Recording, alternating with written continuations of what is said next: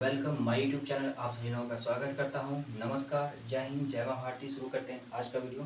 जो आज का वीडियो है वो हमारे इतिहास के पन्नों से उठाया गया है। वैसे इतिहास का ही पूरा अभी टॉपिक चल रहा है। इस पूरे टॉपिक को पूरा करने के बाद कुछ नए टॉपिक्स और आएंगे, पर पहले अपने इतिहास के इस टॉपिकों को पूरा किया जाता है।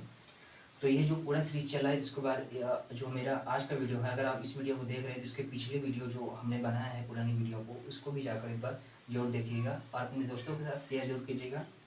और आप लोग से एक निवेदन है, अगर आप लोग देखते हैं तो प्लीज़, अगर आपने इस वीडियो को, जैसे कि इस चैनल को अगर सब्सक्राइब नहीं किया है तो प्लीज़ सब्सक्राइब कर दीजिए और बेल आइकन को ऑन कर दीजिएगा।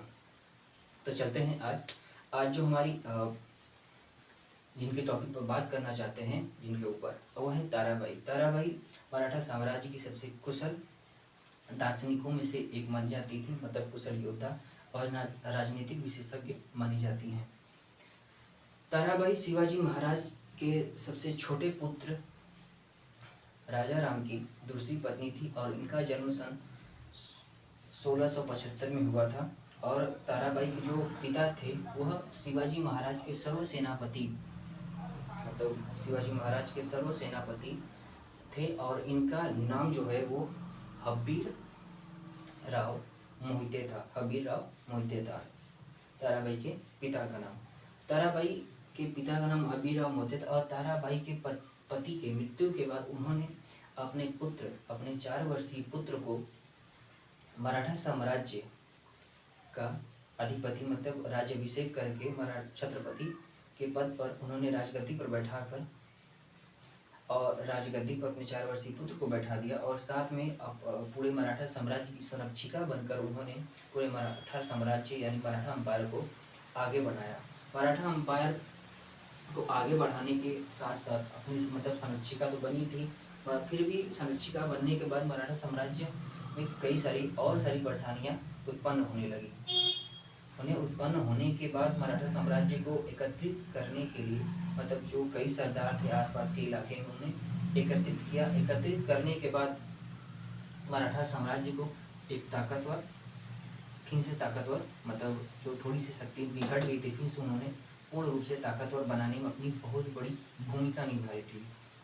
मराठा साम्राज्य को भूमिका अपनी तब निभाई थी। और साथ में औरंगजेब यानी कि मुगल शासकों ने भी उनके शासक बहुत परेशान किया था। 7 वर्षों तक मुगल शासकों से उन्होंने कई बार संघर्ष की और कई लड़ाइयाँ लड़ी।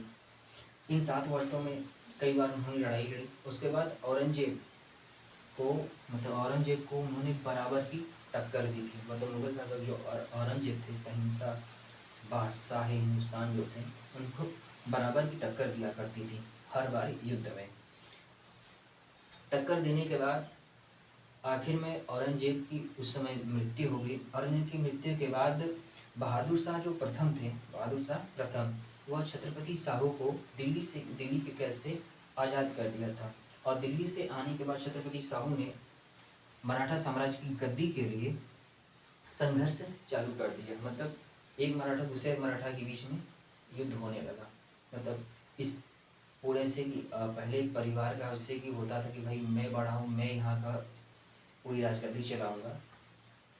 और साथ में ताराबाई का एक सपना था कि वो अपने पुत्र को राजगद्दी पर बैठा देंगे, पर ऐसा नहीं हो सका छत्रपति शाहू के कारण।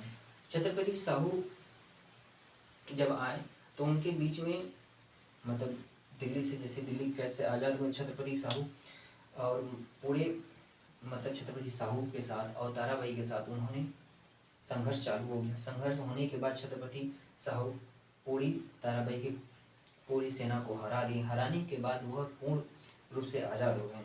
आज़ाद होने के बाद उन्होंने, छत्रपति शाहू ने अब फिर तुरंत मराठा अम्पायर के ऊपर अपनी सत्ता आरूढ़ हो गए। राजगद्दी को संभाली। राजगद्दी को संभालने के बाद छत्रपति शाहू जो थे वह ताराबाई को कोल्हापुर का जो राज्य है, का जो राज्य था, कोल्हापुर राज्य में उन्हें शिफ्ट कर दिया। मतलब कोल्हापुर का जो राज्य था वह ताराबाई को दे दिया। कोल्हापुर में जाने के बाद ताराबाई ने वहाँ अपने राज्य की स्थापित किया। और राज्य को स्थापित करने के बाद कुछ साल, मतलब 1 या 2-3 साल के बाद ताराबाई और छत्रपति साहू के बीच एक बातचीत हुआ, क्योंकि छत्रपति साहू युद्ध मतलब राज्य करते करते उन्होंने बहुत बीमार पड़ने लगे। बीमार पड़ते हुए जब उनकी मृत्यु के करीब वो आने लगे तो ताराबाई ने सतारा गए। सतारा जाने के बाद ताराबाई ने अपने पोते रामराज को लेकर गई थी। और सबसे बड़ी बात है कि छत्रपति साहू के पास उनका कोई पुत्र नहीं था और ना ही उनका कोई उत्तराधिकारी था। तो छत्रपति साहू ने मराठा होने के नाते उन्होंने ताराबाई के पोते को अपना उत्तराधिकारी मान लिया। उत्तराधिकारी मानते ही ताराबाई ने रातों रात छत्रपति साहू को उनके गद्दी से थोड़ा बहुत मतलब कहा कि अब आप हट जाइए, अब मेरे पोते को बैठने दीजिए। उनका पोता सत्ता आरूढ़ हो गया, मतलब राजगद्दी संभाली।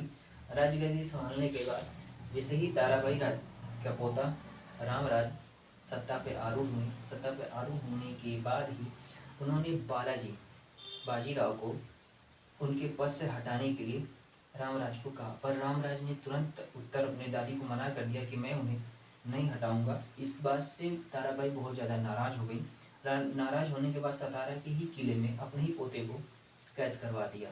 इस बात का पता जब बालाजी बाजीराव को पता चला, पेशवा बालाजी बाजीराव को जब पता चला, तो वह अपनी सेना को लेके मतलब कुछ सेना की टुकड़ी और खुद अपनी सेना के साथ गए रामराज को कैद से आज़ाद करने के लिए। पर वहाँ पर भी ताराबाई थी। ताराबाई क्या चुप रहे बैठने वाली। फिर उन्होंने दामाजी राव गायकवाड़ के साथ मतलब अपने सेनापति दामाजी राव गायकवाड़ के साथ मिली और मिलने के बाद 15,000 की सेना को मतलब 15,000 की पूरी सेना की लश्कर लेकर उन्होंने रवाना कर दिया भाई बालाजी बाजीराव को रोकने के लिए। पेशवा बालाजी बाजीराव और ताराबाई के बीच में कुछ बातें बीच में हुई। फिर उन्होंने एक दूसरे से संधि कर ली। संधि करने के बाद जैसे ही संधि उन्होंने की, संधि करने के बाद पेशवा के हाथ में मतलब पूरे बालाजी बाजीराव के हाथ में पूरे मराठा साम्राज्य की शक्ति जो थी वो उनके हाथ में दे दी। वह छत्रपति बने।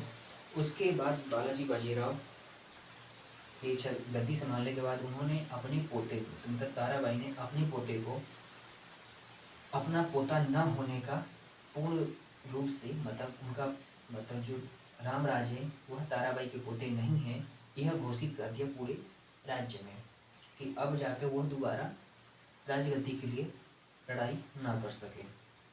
गिरियो युद्ध तो पहले ही झेल चुकी थी, अब दूसरी बार वह गिरियो युद्ध तो मराठा अंपायर में नहीं झेलना चाहती थी। इसीलिए फिर बालाजी बाजीराव मतलब पेशवा और वैसे भी पेशवाओं के हाथ में उन्होंने पूरी राजगद्दी तो शक्ति मराठा की दे ही दी थी।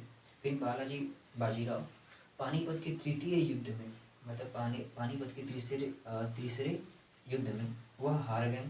हारने के बाद और यह हारा गया था। फिर उसके बाद जून के महीने में सन 1661 में उनकी मृत्यु हो गई। उसके कुछ दिनों के बाद ताराबाई की भी मृत्यु हो गई।